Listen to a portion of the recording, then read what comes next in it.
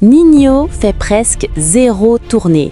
Et pourtant, il gagne plus que des rappeurs qui font 50 dates par an. Voici son secret. Ninho encaisse entre 5 et 8 millions d'euros.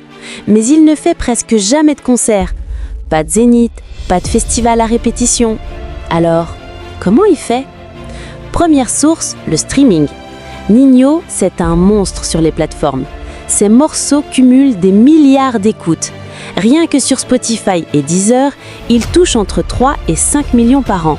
Et ça tombe tous les mois, automatiquement. Deuxième stratégie, les featuring. Quand Ninho pose un couplet sur le morceau d'un autre artiste, il demande entre 50 000 et 150 000 euros. Minimum. Et il en fait une dizaine par an. Fais le calcul. C'est plus d'1 million rien qu'avec ça.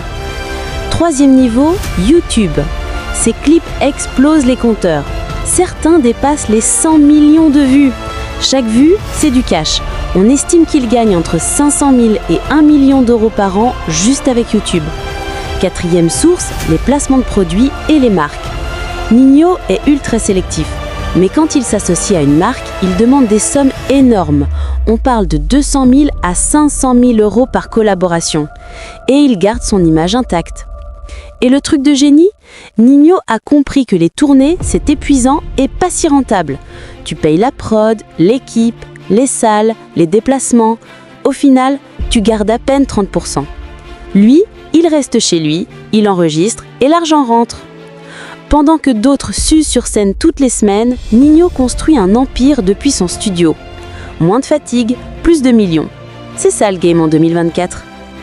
Il a compris avant tout le monde, à l'ère du streaming, tu n'as plus besoin de scène pour devenir riche. Tu as juste besoin de hits qui tournent en boucle. Si cette vidéo t'a ouvert les yeux, balance un like maintenant. Abonne-toi pour plus de secrets sur l'argent du rap français.